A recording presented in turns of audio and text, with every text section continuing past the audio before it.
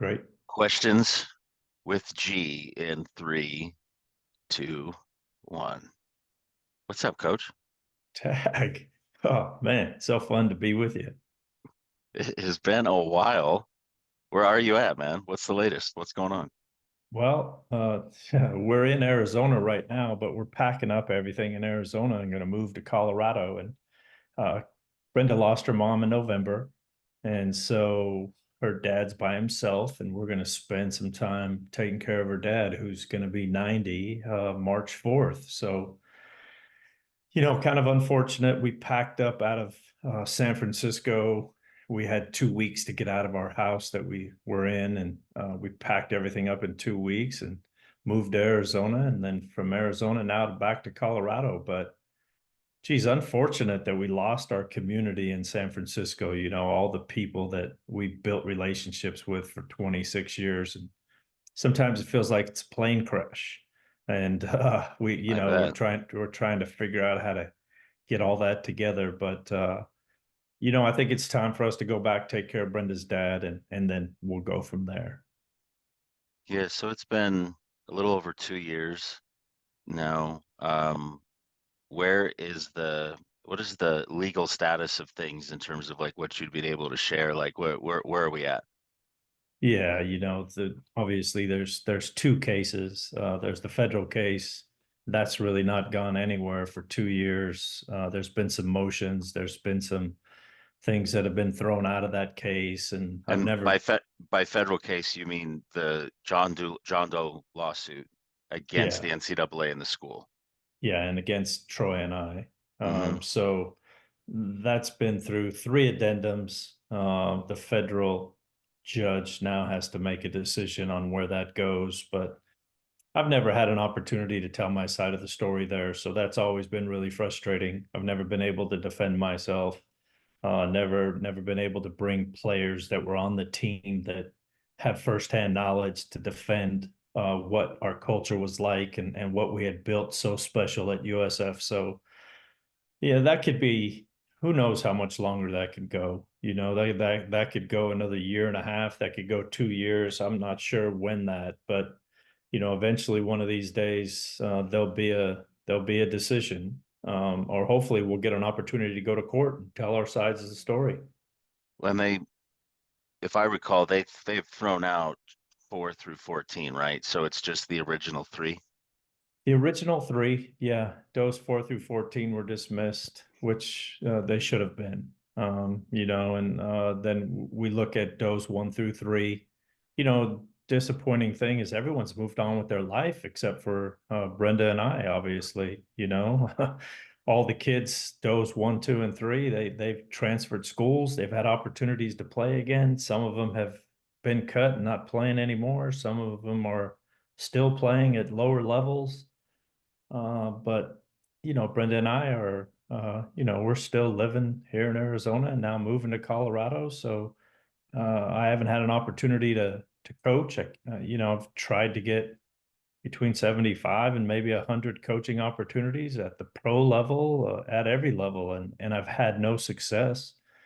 And the job market for me was abundant before this. And now it's just come to a screeching halt. So that's been really frustrating. I'd like to get back in the game. I'd like to give my expertise to other coaches. I'd like to help players and people. But unfortunate right now, some days I'm really just kind of frustrated at times because it's like 34 years of knowledge. I'd hate to waste it. I have a pretty good library of information and experiences that I'd really like to share and be able to help people with. Well, you look great. So how are I mean, knowing the stress that you've been through, how are you taking care of yourself? How are you looking so good? I know Brenda looks great too. Probably without, I don't know, she doesn't even need to pop on to prove that. I know you. Yeah, I know that that's always the case. But what are you doing to? I mean, you're really living. I was a player for you, and the things that you preached. I mean, it's been pretty evident to me, and when we've communicated how you are living, a living testament to what you always coached. So what are your habits right now? How are you coping with this? Yeah, my habits are, very similar to obviously I get up every day, I shave, I get myself going, I take my dogs for a walk, I exercise, I ride my bike, get an opportunity to swing a golf club a little bit more than I have in the past. I write, I read a bunch. I continue to prepare like I did every day as a coach, but I just don't have a group to coach with. It's really kind of nice this time of year in Arizona. There's a lot of professional baseball players that are here, former athletes of mine, and I throw batting practice to them. I hit ground balls every morning. So that's about 2.5 hours of my day. But I stay really active. I have to. I have to stay in shape mentally and physically. Got to put the right things in my body. This is my time. This is my time. I preached it for 35 years as a coach, and now I need to live it as a person. So just trying to stay healthy, just trying to stay upbeat and positive. I really miss the players. I really miss the alumni. I really miss the city of San Francisco. I love it. It was just a wonderful place to live, but time changes and you got to move on. So I put a lot more energy into my wife, my kids, my dogs, and really myself. So it's amazing to have enough time for myself right now where I can do things every day. And I guess that's the result of it. Wow, well, yeah, this is I know this has been a whirlwind of a time, but um it's been impressive to watch you handle it, like I said. And the what we want to do and what I was hoping we could do with this time and a bit of an exchange is to just, get into those all of that knowledge and whatnot with some issues that are real and that our sport culture is going through right now. And I think also they're also relevant to what you're dealing with right now in terms of the legal situation. And just moreover than that, just your livelihood and your profession was um, taken away from you. So I wanted to shoot some questions at you and share them with the audience, if you're up for it. Oh, it's going to be wonderful to connect with everybody. I'm excited just to be here with you and talk to you, but I've been dying to share some knowledge and some opinions and some beliefs that maybe I have that hopefully energize the group. Yeah. All right. Well, here we go. Question one. Yeah, How has name, image, and likeness changed the player-coach dynamic in college sports? I think that's an interesting question. I think some background NIL. Obviously, I haven't coached a lot in that era, but just watching it and knowing that it was coming down, I think everyone obviously should be able to use their name, image, and likeness, right? But how has that dynamic changed sports? I think incredibly. Like it, there's a few things I think that all of us, need to understand about name, image, and likeness. That's an individual thing, but the universities are using that to attract players. But the NCAA is actually the governing body of that, and that's not supposed to be a deciding factor on where you go to college. Most kids trying to decide where they go to college based on the academics.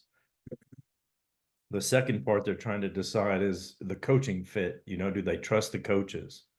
Can I develop at that university? Right?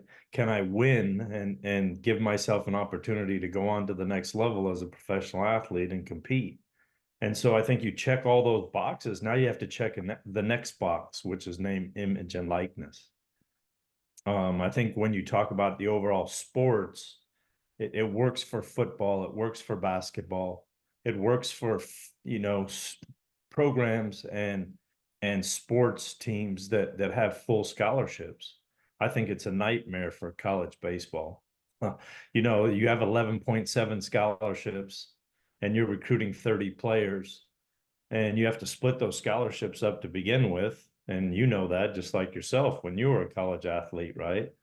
And then you look at somebody like yourself, right? Uh, I would have had a very difficult time after your sophomore season when you hit 30 home runs and led the NCAA in slugging percentage. What would have happened if name, image, and likeness was part of that? Was USF going to give you the name, image, and likeness, or was LSU going to come and get you? And for a player like you, LSU was going to come and get you, and they were going to offer you a whole lot of money. And I would have probably had to have a real good conversation with you to be like, I think it's best for your family. And that would have been a very difficult thing, because we had such a wonderful relationship. But how is that going to change? Oh, immensely. The coaches and the player relationship, the player and the player relationship, the jealousy. Um, that's a tough dynamic to handle.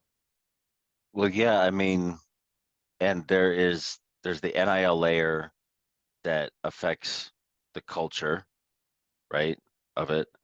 But then there's all these tiers inside of it, like you said, the LSU versus a USF situation.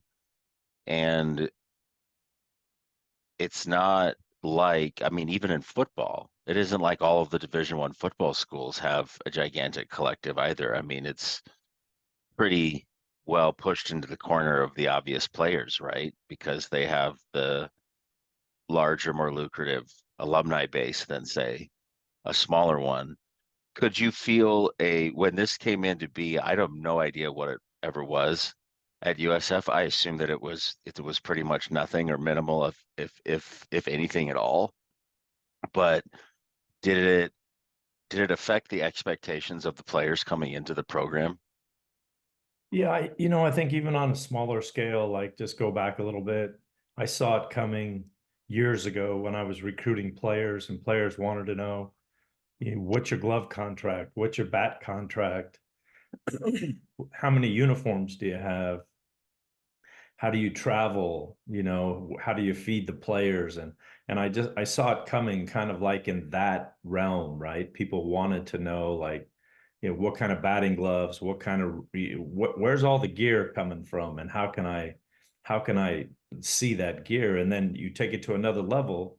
Now you go name, image, and likeness, and now those kids are thinking, hey, how do I use this to help myself? And yeah, I saw it coming, and it was kind of alarming because I wanted student athletes to pick the university based on the academics. I wanted them to pick the university based on my ability to coach them and mentor them and help them for the next 10 to 15 years of their life. And they were more concerned with how many uniforms and what kind of cleats and what did the bling look like. And it started to be a little alarming for me, and I needed to make a little change where, like, that's a piece of it. But now there's a whole bigger piece. It's like, how can I gain from my name, image, and likeness, and how can I propel myself? And when you look at it, boy, that's going to take a full-time person to oversee that, and the NCAA is trying to oversee it. And I don't think they have an understanding of how many layers there are in this dynamic. Well, I read that it was one of the infractions, I think, what was it, Tennessee? So the University of Tennessee's infraction that we just got handed down. And did you read anything about that article or about that situation? No, I did not. Okay, so the AD or whoever the spokesperson is for the university is giving a lot of pushback because they're just saying that the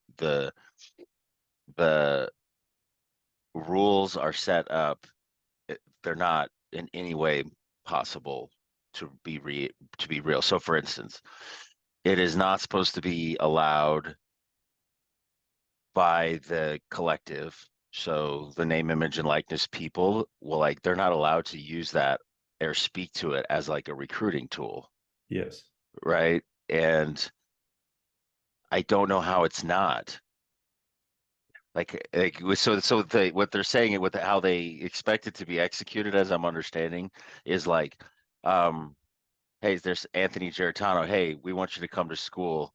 And while there may be tens to hundreds of thousands of dollars that are with that, you aren't supposed to realize or talk about that until you're on campus. Is that really, that's the order of things according to how they want it to be?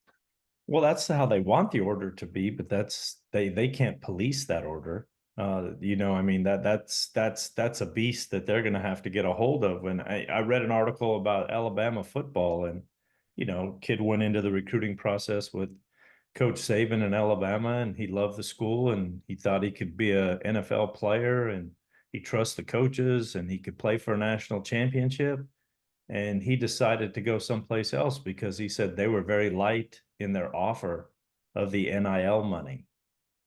And so, when you read that, you're taken back because the kid says, well, they were light in their offer. Well, realistically, Offer, they can't right? offer, but and so you think about your situation as an athlete, Tag, and you had to get an agent when you became a professional athlete, and so you had a high-powered agent, right? And he took care of all the negotiations.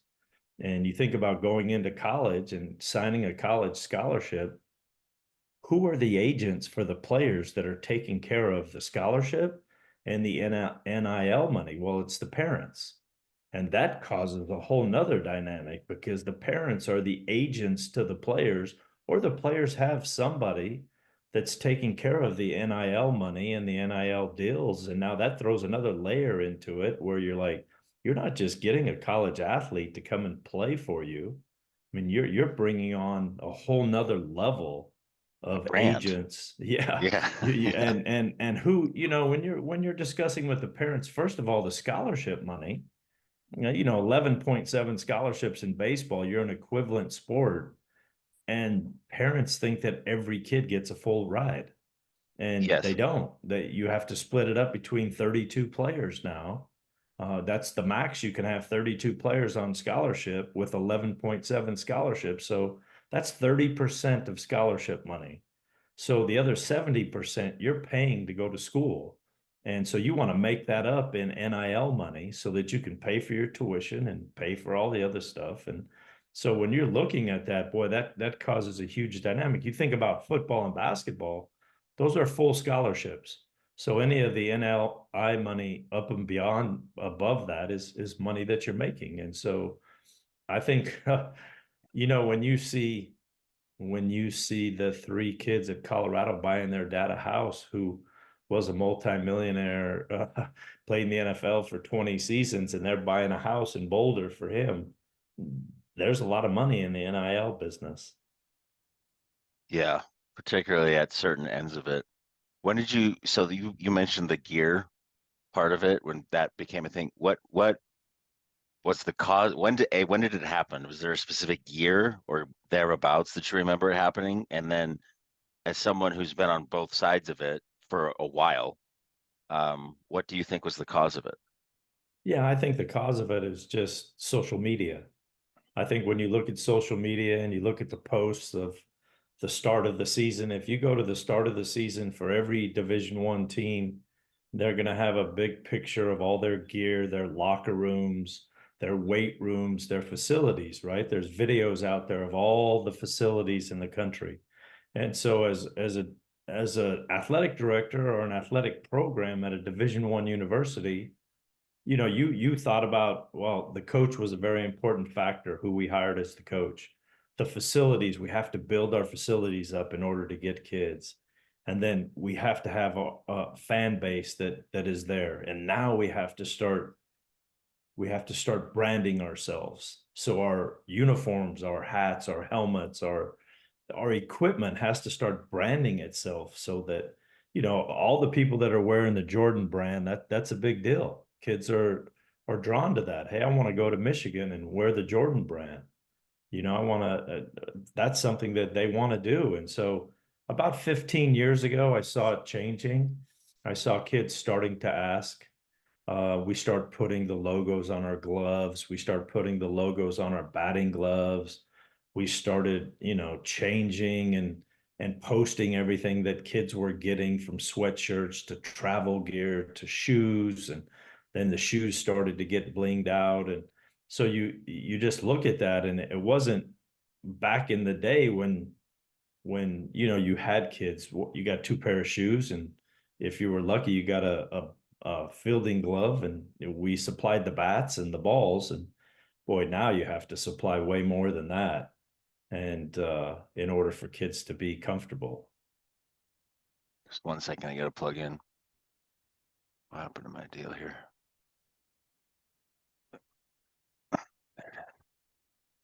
Would that is that taken over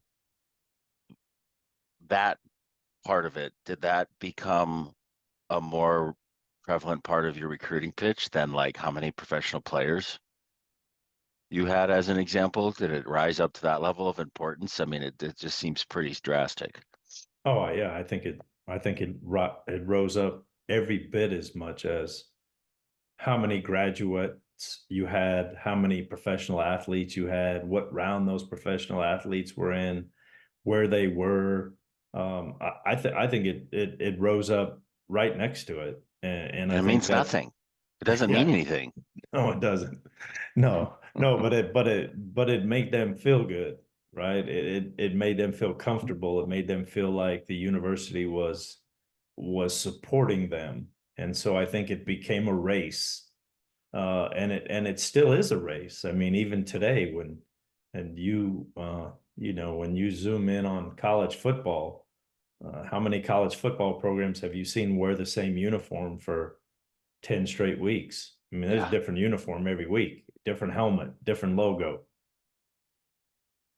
How, in the same vein, not necessarily specific to NIL, but the second question that I had was, how has name, image, and likeness changed the player-player team dynamic in your, you know, in your all of your 25, 30 plus years of coaching? How did and we'll get to culture later, but the player to player relationships, they got to be more complicated now than they were, right? Yeah, it's so difficult because, everybody wants to keep up with whatever the star player's doing or whoever's getting the most. And there's no secrets anymore, right? You don't keep your scholarship money a secret. Everyone talks about it, and it becomes a very difficult task to keep the culture going in the right direction. Uh, I mean, I spent a lot of my time trying to figure out how to keep the kids focused on the things that I thought were important, like academics, like building relationships, like maturing, like the team was important, like representing the university. And I think, and when you look at it now, the dynamic with player to player is, how much money are you making as an athlete, and how much scholarship money are you making, and what kind of car are you driving, and what are you putting in the bank, and when will you go, what round will you go in, and how much will you sign for? And it's just that dynamic of like, that comes with hard work, and that comes with success. And we're kind of putting that in front now with the NIL and the player to player relationship, because now it's like, let's get what we can get. You could hit a player down in the 8 hole in a lineup before, and now if if he doesn't like where he's hitting in the lineup, he's looking to get in that transfer portal and go someplace else.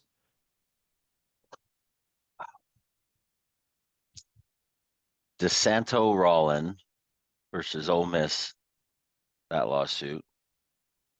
So Kiffin was accused of maliciously, deliberately, intentionally, and in blatant disregard for the rights and health of Rollins, verbally assaulted him. The judgment was that and this was a quote from the judge, although Kiffin's conduct in the meetings was certainly offensive and imprudent, it was more akin to immature insults and indignities than to behavior going beyond all possible bounds of decency, end quote. My question is, should a player be allowed to sue a coach for immature insults? Yeah. Yeah, that's a great question, right? When you look at that situation, the answer to that is no. Just simple no. You shouldn't be able to sue a coach for that. I mean, for abuse, yes. Should he? But there has to be so much more context to that. First of all, this is a highly recruited athlete who moves from the offensive side of the ball to the defensive side of the ball, and he's not happy with making that switch, right? So the coach is already behind, and then there's a mental health issue, and he takes some time away for the mental health issue, and the coach contacts him for a meeting, and he disregards the meeting because he doesn't want to meet with the coach. And so then the coach contacts him again, and he disregards the meeting again with the head coach. And in the meeting, when he's uh, audio taping their conversation, the coach is like, "Hey, I'm your boss. Like I asked you to come in here for a meeting, and you disregarded that for 2 weeks. That is immature. Like in the real world, when your boss calls you, you probably have about a 15 to 20-minute window to get back to your boss. And if you disregard that message, there obviously should be a conversation between whoever is overseeing you and yourself as to why are we not communicating like normal people. And I think he's trying to teach him a lesson more than trying to insult him. Like, hey, we gave you plenty of ample time, and then the kid, talks about the mental health issue. You don't think these issues are real? And Coach Kiffin says, yeah, those are definitely real issues, but this is a real issue also. You have to communicate with me. And I've had those conversations, with many kids sometimes, where it's like, I know you're afraid to come in and speak to the head coach when there's a problem, but that's life. We need to figure this out. We need to communicate. He was unwilling to communicate at that time. He needed more time. And so then he ended up suing for $40 million, and the judge threw it out based on he had every opportunity to go back to the team. And I just don't think that kids, and Tag, when you look at it, was it the kid that actually sued the coach, or was it the parent, or was it the advisor, or was it somebody in their camp that said, well, you should sue? Because I don't really think that a 19 to 22-year-old kid has a confrontation with their head coach and he thinks, well, I'm going to call a lawyer and sue him for embarrassing me or talking to me like that. And I just think it's You far don't hang on deeper. it. Just to make sure I'm understanding you. So you don't think that it would be in the consciousness of a 19 to 22-year-old kid to sue an adult or an authority figure? I don't think so. I think it is now the way that the world's going, and social media and everything that's being printed and everything that we're seeing is every kid that has an issue that goes into the courts, they have a voice and they're being heard. So I think, no, I don't think that never would have crossed my mind, is to say, well, I think I'm going to sue my coach because he's not happy with me. I'm not, I don't know if maybe I'll push that back on you. Did it ever cross your mind that you would sue somebody based on their comments trying to make you a better person or student athlete? Yeah, no. It never definitely would have never crossed my mind. When I read into the Ole Miss situation, what and when you read what Kiffin said, what I gather is that, and it was an aha moment for me, particularly now that I'm coaching, I didn't really realize or frame what the challenge was in that way to myself. But I saw in Kiffin, he doesn't have the ability to discipline. I think that's something that's really unique about the coaching challenge of this right now. And I'll say it from me coaching young teenagers all the way up through college, and then even speaking to, my handful of friends that are still on the professional side of athletics. It does not sound like a coach is no longer allowed to demand discipline or instill discipline into a kid. And in this Ole Miss case, the way that I feel that his shine was taken away. So he was an athlete who was getting a lot of attention. Sounds like he was even one of the higher NIL guys at an SEC school in football, right? And he, his failure or whatever his challenges were, there was no, you could tell that he had no concept of his own burden of responsibility to be disciplined, to have any sort of discipline or to have any sense of accountability. Um, and I didn't really realize this when I was coaching 13 and 14-year-olds, but I couldn't discipline them. I couldn't. I suppose I could discipline them with, I would never do it personally.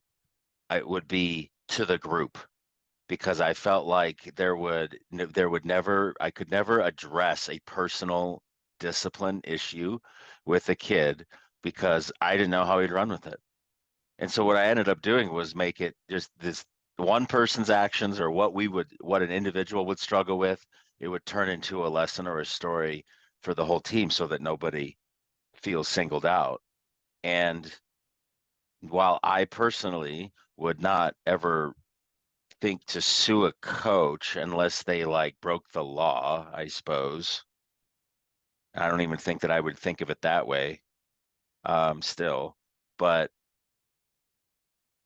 I wouldn't. But I feel like I don't even think the modern day player coach. I don't think the modern day player even thinks of it. I think when adults get involved, then it gets to that level. But there's an entitlement factor to that. I'm above discipline. I'm above stern conversation. I feel that that's how it is. Yeah, I think the coaches have lost their ability uh, to be who they want to be in order to help the student athlete with their best interests at heart, to help them grow up, to help them assume accountability, to help them learn from their mistakes, to help them toughen up maybe is not the right word because you start using that. Like just understanding that as they mature, the real world is going to beat them up if they don't learn these lessons and learn how to do these things. I just think the coach is put in such a difficult task now. Your job as a coach is to just try to make everybody happy and give everybody ample playing time and make sure that you uh, make sure that you have a file for every single meeting and you never have a meeting by yourself where something could be misconstrued or said differently. I think you just lose the opportunity to move about as you would as a great leader, right? You have these leadership skills, you believe in these leadership skills, you want to use these leadership skills to help kids become better leaders, and you do not have that ability anymore to use that because that when they go home and have these conversations with mom and dad, the percentages of those conversations that mom and dad have, when you and I would to go home and you talk to your dad, and I would go home and talk to my dad and say, Dad, I was at, first of all, I would never tell him what happened at practice if it wasn't good because I didn't want the wrath of what he would say to me, right? But if I went home and said to Dad, Dad, this is what coach said to me, Dad would say, well, you had to have done something for coach to say that to you. What do you need to change? Dad would never focus in on what coach said. He would focus in on the behavior that coach was trying to change.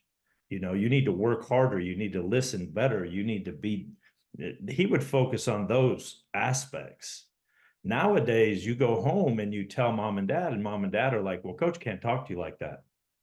That would never come out of my father's mouth, whether my coach was right or wrong. My dad would stand the line and say, okay, what is the lesson here that my son needs to learn in order to be a better leader and a better person and a better teammate and a better player?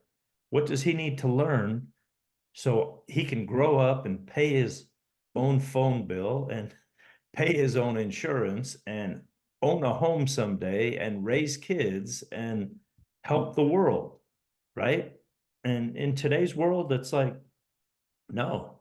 What kid has to pay their own phone bill and pay their own insurance and take care of their own bills, right? So it's like we just kind of go backwards. And you think about that with your dad, right? He coached you, and you didn't get to go home and tell mom that coach was being hard on you because he wanted you to be a better quarterback.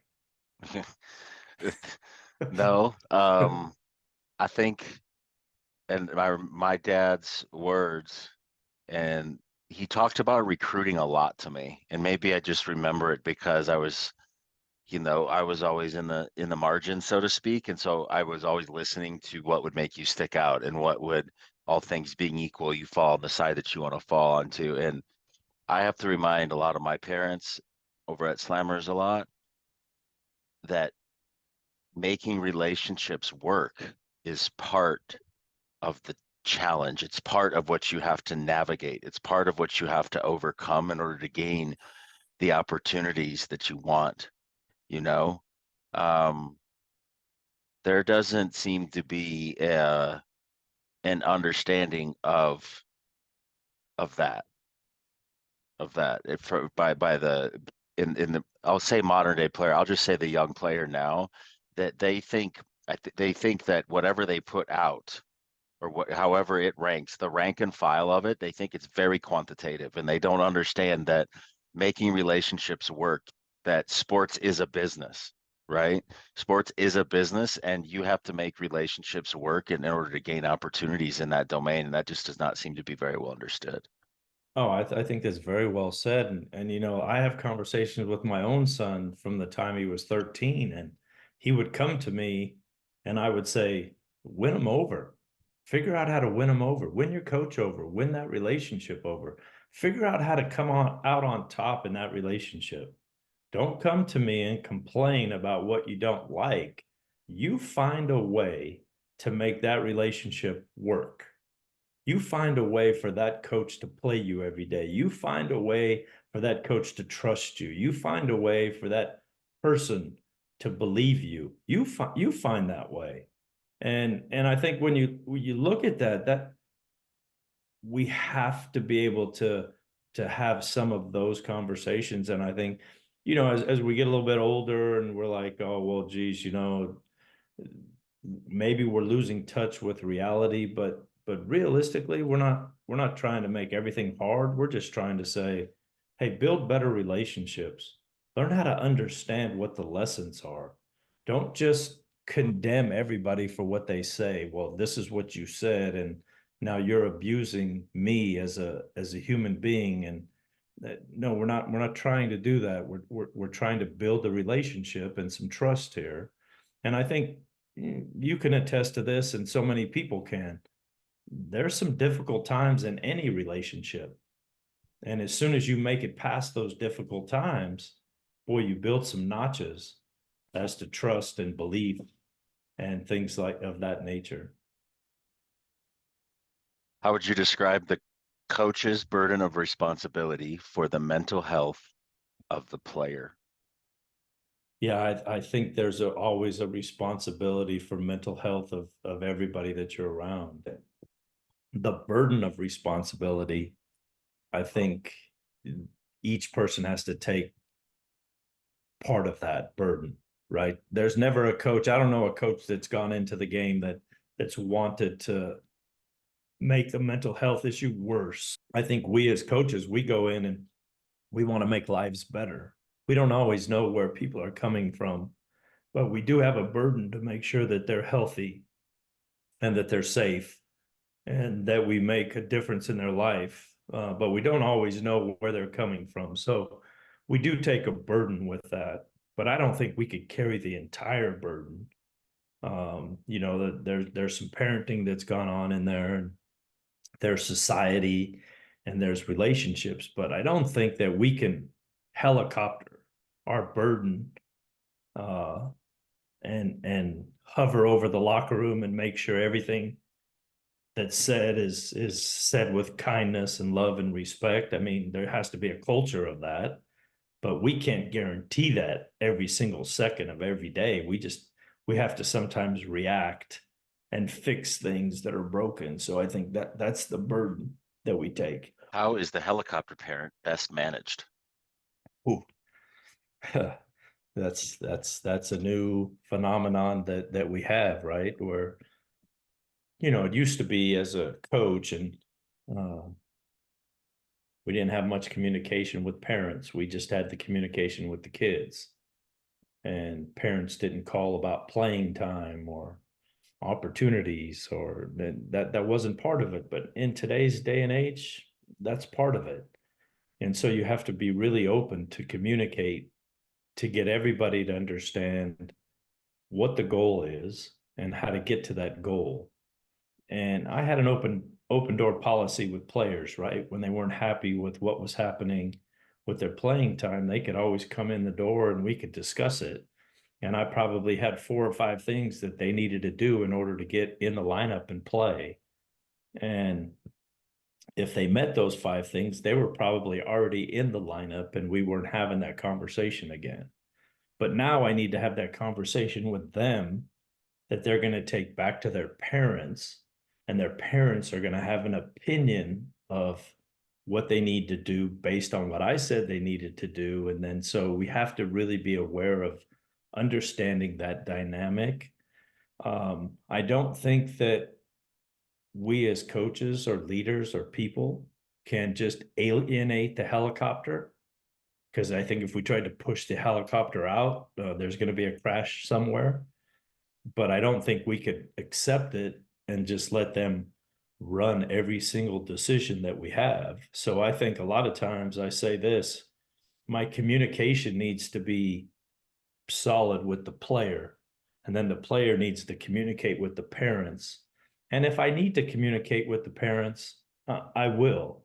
And there's been times that I've had to do that, where I've had to communicate with parents on playing time or effort or the academic side of it or the social side of it. And I had to try to square that away. And that's a very fine line, because when you're talking to somebody about somebody that they love and believe in, it's a pretty difficult task to get your points across. Yeah.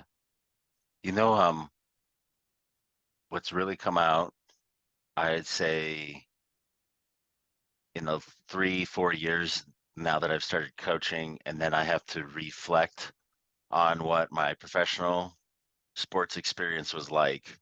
I mean, it was, I knew it at the time, and it was part of the experience for me was I just knew it. But now that I have to explain it, and I am consistently in front of people that want to learn how to become elite at something, right? And that's how that's the best way to describe, I think, the coaching conversations, the in-depth coaching conversations that I have with parents, let's say, that's what they want to bring out. And what is not really well known, and what I think, particularly when you deal with teenagers, when they have aspirations, they have dreams that are around sports. What people don't know, and what is really surprising for me to reflect on, is how well successful athletes are at managing themselves. Right.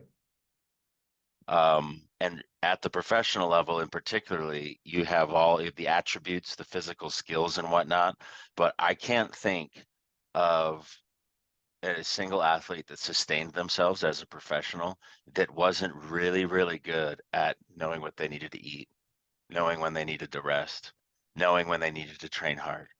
All of those things, just go all the way, all of the intangibles that it takes in order to be successful. All of the great ones, to be perfectly at an elite high level, they all just have it. And again, if you can't manage yourself, if you can't rest properly, then you're not going to make it very far in sports. I don't care how talented you are, you know? And I think that in the to bring that back to the helicopter parent and the management of it, is it's kind of like, hey, just so you know, you can do all that you want, but unless they can manage themselves, they're never going to be able to compete. They're never going to be able to lose, come back and win again. You can do all that you want, but that's just not going to happen, you know? It's really interesting to watch my own children and even people like yourself, right? That have gone through it, and you see that how you manage yourself now is incredible versus maybe where you were as a young person. But you do, you know what you want to eat, you know how to exercise, you know when to sleep. You also know what to think. And I think when you think about helicopter parenting, they don't allow you to make those decisions for yourself. They're always telling you how to think and how to act and what to do and where to go. And so I think when the parents allow the kids to make decisions, those are the people that learn how to manage themselves very, very well, Hmm. because your parents allow you to fail. They allow you to learn. They allow you to make decisions for yourself, and you learn how to trust yourself. And then that's, that I think that goes back to the very question you were asking about the discipline of the coach. The player has to have that discipline. If the player doesn't have that discipline, it's so hard for the coach to give it to them now. What advice do you have for someone who wants to do everything they can to give their student athlete the opportunity to reach their full potential without being labeled a helicopter parent? I Yeah, find this, it's almost in like 25% of them where they really are helicopter parents, but they don't want to be, right? But they right, also have an obsession with providing for their child because they love, right? There's just love. That's all that it really is, but they don't right. know how to really calibrate that. So what I'm really asking is what's the line and how is it best understood by someone who's never had any experience with college or pro sports? Like what is that line? Hey, we understand that you're doing all that you can, but this is where you got to let go.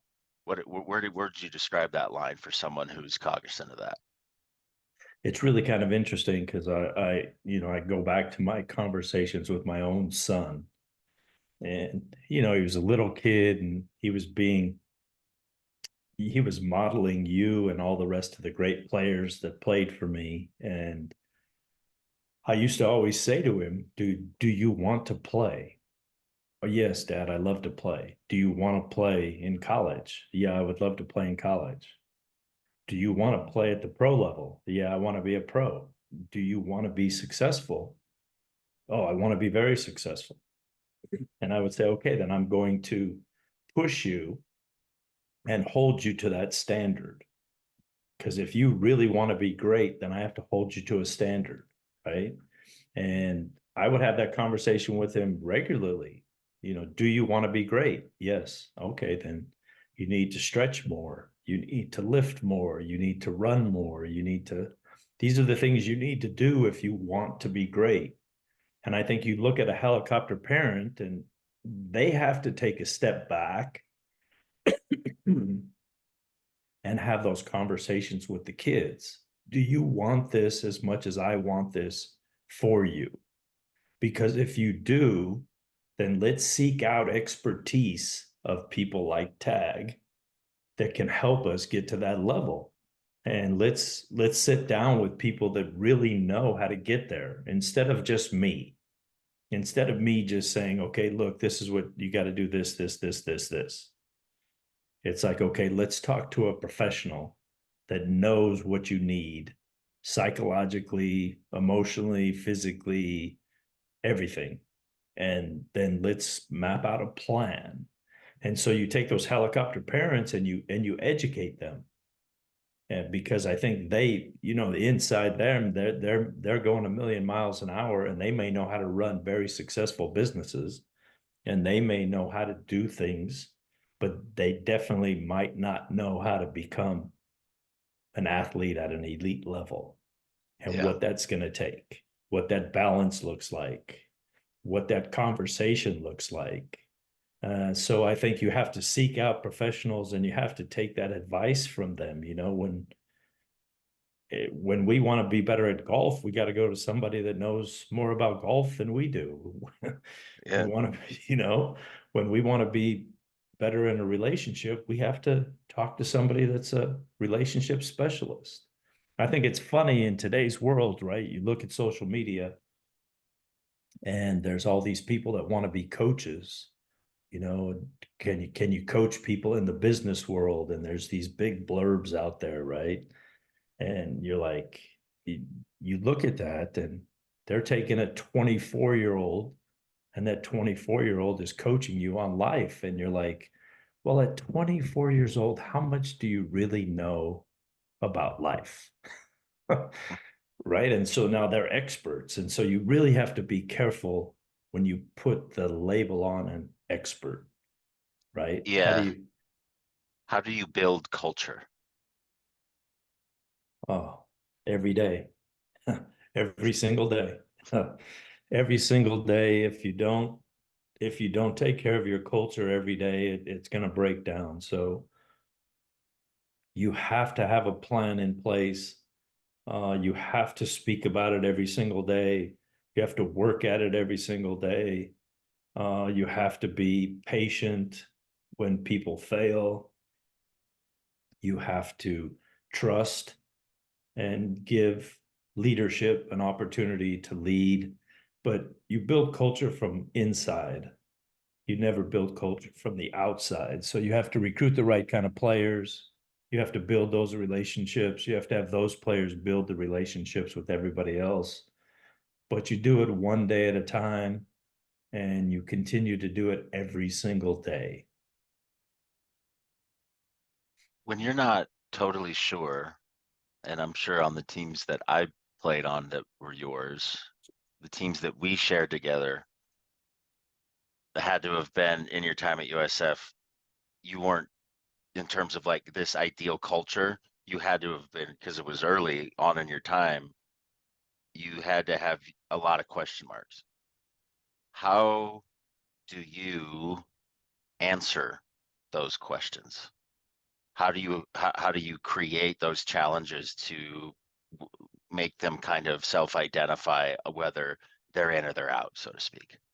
Yeah, it's interesting because your culture changes every single day and the people and the personnel change every single day. And you have to get the right people on the bus and right seats. And you don't always have that. So sometimes you have to cruise down the road without the right people in the right seats in hopes that one day you'll have all the right people in the right seats and go from there. And so it's an ever changing model of building that culture. So when you look at, when I first went in to USF and I tried to build the culture, it wasn't all there from the beginning. I didn't have all the right people. And I didn't have all the right relationships. And so I had to build those one at a time. And as time went on, the success of people like yourself and Jesse Foppert and Patrick McGuigan and, the success of the players, the Zimmer brothers, and just the success of people started to help to build the culture because there was more winning and there was more discipline and those players attracted better players and those students that graduated attracted better students. And so then as you go through that, you start to notch down, the academics are starting to take care of themselves and the kids are really wanting to come and learn. The work ethic is really starting to take a different turn, right? The success is starting to take over itself. You're starting to win those little battles where, those emotional wins that you needed. And I go back to Arizona, right? Being at Arizona, we didn't have the greatest club in the world, and we're playing at the University of Arizona, and they're really good, and they beat us the first night. We drop a pop up at first base, and they come back and beat us. And the next day, I'm just fired up and ready to go. And I remember you being around the cage, and uh, we got to day 3, and you said, "I don't think anyone wants to win more than G wants to win today." Right. And so it's like being able to being able to relax and get some of those emotional victories and not have so much tension, and being able to compete at the level that we wanted to compete at day in, day out. I think once we had that, now we had a chance to be successful. I was watching I don't know how much tennis you watch, but the Australian Open, it kicks off the season every year. And I think tennis as a sport has the best commentators. Just they do a really good job of painting a picture of the game. And you know what I found out watching that it made total sense. As soon as I heard it, I was like, oh, of course. But what they talked about is the all-time greats, the best tennis players of all time, some of the most dominant athletes in the sport and that the world has ever known of in any sport. They only win a tiny percentage above half. They lose in their career. For all intents and purposes, think of all of the shots and all of the points that they play. They, by fractions of a percent, win more than they lose. The difference is how they talk to themselves in those wins and in those losses. That the difference between becoming one of the like an all-time champion or an ultimate champion and losing just a few more points is all about how you talk to yourself in between the points and what regard you have for yourself and in that moment, and how that determines so much about what your success is. And that was interesting about in an individual sport, right? You think about that, and that's so true.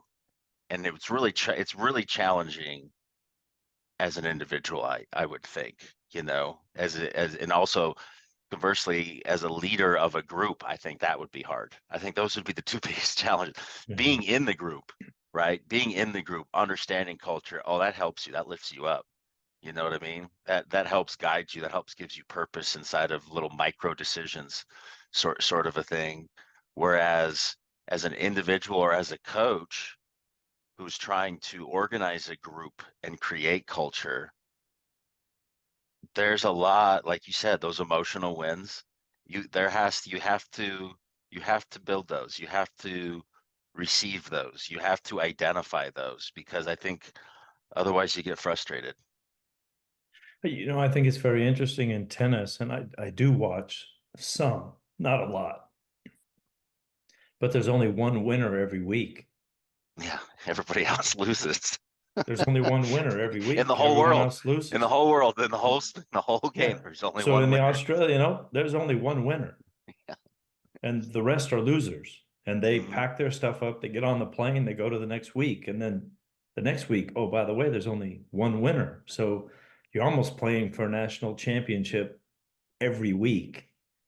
And when you lose in round one, how do you talk to yourself? How do you get yourself back, right? And it's really interesting to see that. And you think about culture inside of culture, right?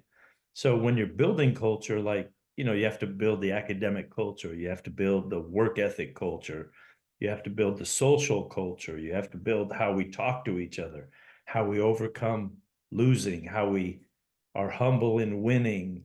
How do we take infield, outfield? How do we run on and off the field? How do we go down to first base? How do we put our helmets in the rack? Just when you oversee culture, right? You're talking about everything. How do we handle ourselves in the airport? How do we handle ourselves on the bus? What's the locker room like? And there's all these subcultures. When you're a tennis player, it's you. Yeah, the culture is whatever's going on It, up here it, right it's now. it's just you. Whatever goes through your mind, and whatever your coach puts in your mind, or whatever your trainer, but you don't have 25 teammates that help you through it. Like, hey, stay with it. No, when you go out on that court, everybody you compete against is trying to beat you. And you either win or you lose. And that's why it's such a, oh, when you watch them, such a mental grind for them to believe in themselves. Because you just think about coaching, right?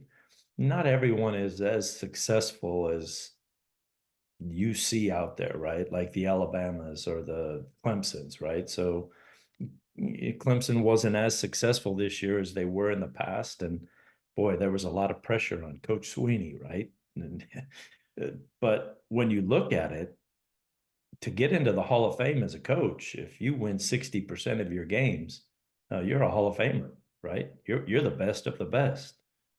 And same thing in tennis, right? So it's not like these winning percentages are at 80 or 90% and people just win, win, win. When you think about Michael Jordan, and first thing that comes to mind when you think about Michael Jordan is how many game-winning shots he's hit, how great he was. But he was the best defensive player in the NBA for 16 years. No one remembers him like that. No one remembers how much defense that man played. They only remember the shots that he's made. And so it's really interesting. Like you're only remembered if you win an Australian Open, never if you lose. Yeah, yeah. Last question. What is, when you get past all this, what's next for you? What do you want to do? Yeah, I want to give back. I want to keep giving back. I think what's next for me is some kind of consulting business where I can help coaches at whatever level. Doesn't matter if it's tennis, soccer, it doesn't matter what it is. Doesn't matter if it's youth coaches, college coaches, help people understand how to build culture, how to organize, how to communicate.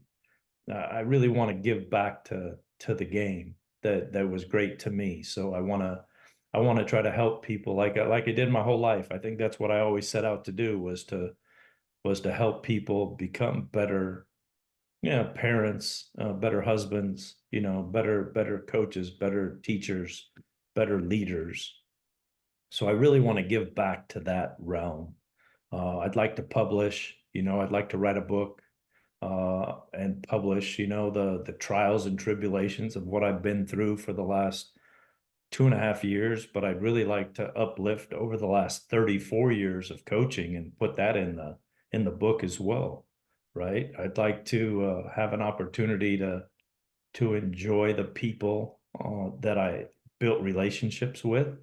So that's kind of been a severed tie for me, is to leave the community that I once was in, and I don't have that consistency where I can see everybody flowing through. And I'm kind of out of that realm, and I want to get to a place where I can revisit with my players that have been successful and the players that have even gone through that maybe weren't as successful on the field, but they have been in life.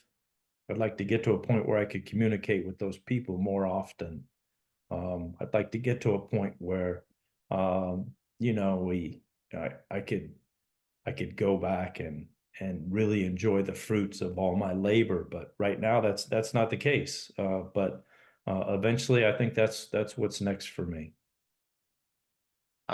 It's been as being your friend through this and keeping close contact with you, and then also being mentored by you my whole life, going on 25 years now. I remember when I was in the program and I would go through challenging things, and I've actually said it to Trip a couple of times even this week, and then we had a chuckle about it.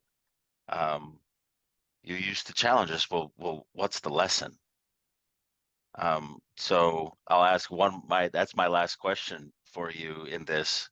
You've been very resilient. I've been impressed with how true you've been to what you were as a coach and as a leader and as a mentor in my life. And you, in the most challenging of circumstances, are representing what you always taught us. And that's what I always remember you putting in front of me, was to say, okay, hey, the net effect, positive, negative, or whatever you're going through, all of that doesn't really matter. And that plays itself out over time. How we take advantage, how we move forward as individuals, is to get inside of it and be objective about, well, what's the lesson? So I ask you, for the last 2.5 years and what you've gone through, do you have any clarity or any representation of as to what the lesson is or what you've learned? Yeah, I think I've learned a lot over the last 2.5 years about myself, how resilient, right? Or can I walk the walk that I used to talk, right? And I think I find myself every morning asking myself that, can you overcome adversity? Can you walk the walk? Can you talk the talk that you've been talking all this time, right? Because I've been hugely successful. And for the first time in my life, I've hit this wall of adversity, and how am I going to deal with it? And how am I going to come out? And I want the people that I've communicated with, that I've taught, that I've built relationships with, to understand that you could still be successful here. You could believe in yourself. You can still do the things that you want to do in your life, no matter what adversity. And I want to be that person, right? I want to be that person that makes it out, and everyone can be like, "Wow, that how did you do that?" Well, I did it the same way that I coached the team, the same way that I built relationships. And so there are difficult days where you don't have that team to coach right now, but really you're coaching yourself.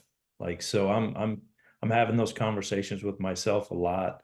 I really appreciate the support that I've gotten from the players that have played for me, like yourself, Ryan Sitauer, Brian Zahn. The list goes on. Nick Serbo, the people that reach out to me weekly. How are you doing? And I think eventually one of these days, I don't want anyone to call and ask how I'm doing. I think I want to enjoy, how are your kids? How is your life? What's happening with your job? And I think I want to get to the point where no one's worried about me personally. Maybe they're interested in how I'm doing. How's Brenda? How's life? Where are you? Where are you living? But not, how are you dealing with all of this? Because I think I want to show enough strength that we can get past this, right? Because I think when you look at it, you have to look at the positives. You have to look at all the things that you were successful at doing, and you can't get torn down by someone else's opinion of you, or someone else that wants to make accusations about you. And I always knew this was going to be a tough job, being a coach, but I never knew it was going to get to this point. And so this is a harsh reality for me, where I challenge myself every day. Can you do it? Can you really do it? And if you can, I think there's going to be a lesson for everybody, that we can all do this, no matter how difficult it gets. Yeah. Well, I feel like we're getting close to the end here. And just say personally, I've been impressed with how tight and lockstep you have been. You gave me life skills 20, 25 years ago that continue to pay dividends in my daily life, uh, both in a big picture sense and, like I said, in a daily sense too. And I not only hope, but I am confident that